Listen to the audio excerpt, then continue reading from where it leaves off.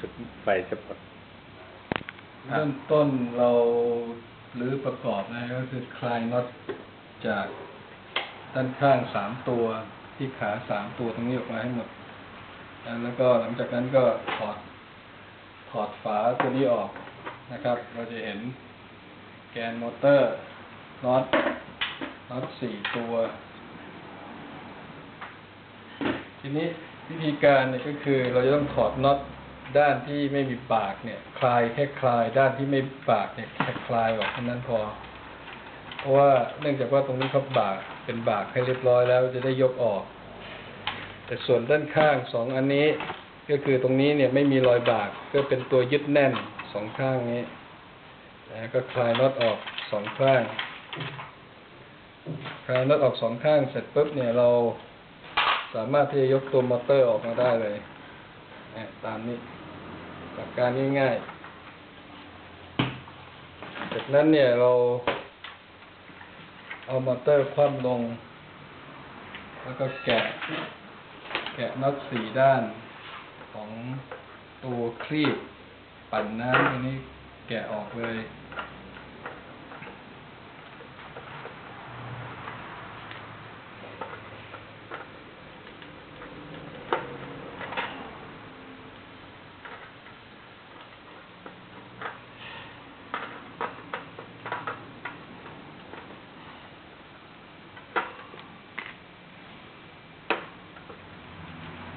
ระหว่างรอก็ขายของหน่อย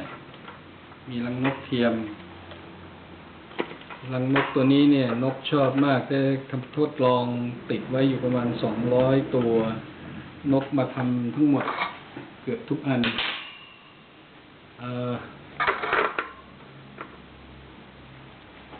หลังจากเราคลายน็อต4 ตัวแล้วตัวนี้เป็นคลีบที่ติดตั้งอยู่เฉยๆคือเนื่องจากเวลาตัวนี้จะเป็นตัวที่ทำให้น้ำเนี่ยแตกกระจายออกมานะทำให้น้ำแตกกระจายออกมาโดยน้ำที่ถูกสูบเข้ามาในที่จานตรงนี้แล้วก็ถูกปั่นแล้วก็จะกระจายออกไปพอกระจายออกไปก็จะมาโดนคลีบตัวนี้ทำให้เกิดการแตกตัวของน้ำพอเกิดการแตกตัวของน้ำเป็นละอองเล็กๆเนี่ยใบพัดที่อยู่ที่ติดตั้งไว้ตรงนี้เนี่ยติดตั้งไว้ตรงนี้ก็จะทำการดูดแล้วเอาไอ้น้ำขึ้นไปนี่คือหลักการการทำงานหรือที่เขาเรียกว่า centrifugal คือระบบการหนีศูนย์กลางแล้วก็น็อตตัวนี้ในการจะเอาจานออกก็คือคลายน็อต3 ตัวออกก่อนเพื่อที่จะเอาจานดูดน้ำหรือเอาแท่งดูดน้ำตัวนี้ออกหลังจากนั้นพอคลายน็อตเสร็จเรียบร้อยแล้วก็ยกตัวนี้ออกมาได้เลยสิ่งที่เราจะเห็นข้างในก็คือตัวจานที่เป็นรู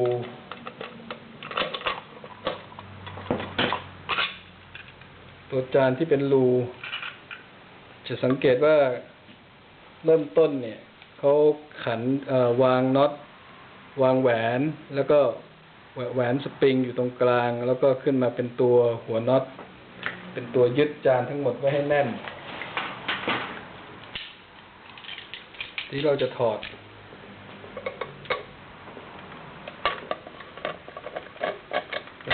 คว่ำเสร็จปุ๊บหมุนตามเข็มนาฬิกาเสร็จปุ๊บน็อตก็จะออกมาแล้วก็ได้แหวนสปริงก่อนแล้วก็มาเป็นแหวน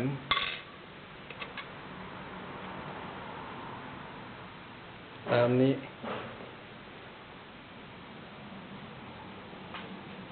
แล้วก็จากนั้นเนี่ยยกจานขึ้นทั้งชุดดันขึ้นตรงๆเลย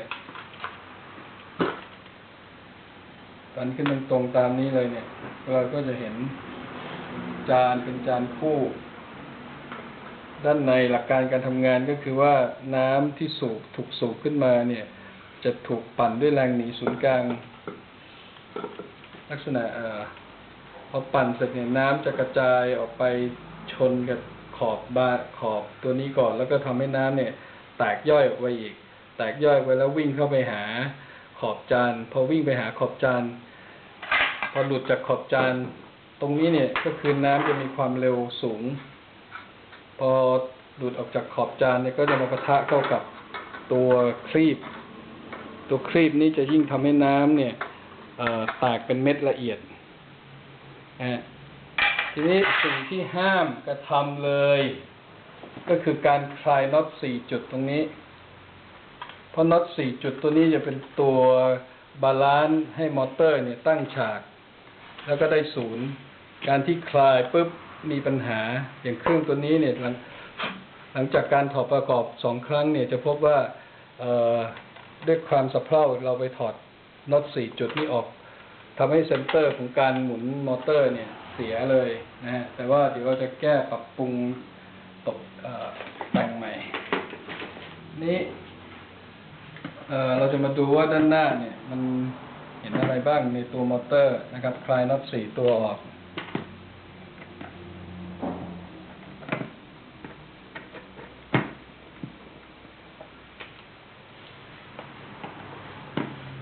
พอคลายน็อตเสร็จเนี่ยเราจะเห็นตัวมอเตอร์ที่เป็นฐานอยู่ข้างใน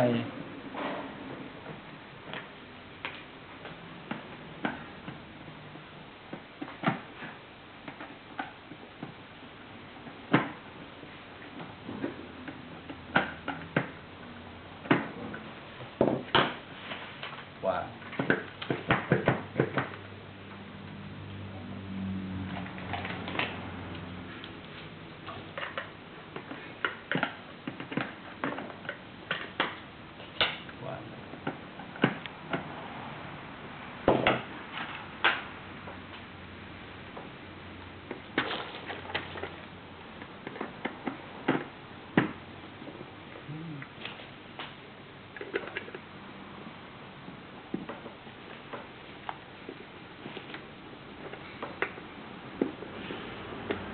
หลังจากเปิดฝาได้เราจะเห็นตัวมอเตอร์แล้วก็ตัวเขาเรียกว่าคาปาซิเตอร์หรืออะไรทุกอย่างซึ่งช่างไฟฟ้าก็จะรู้ดีก็คือถอดออกมา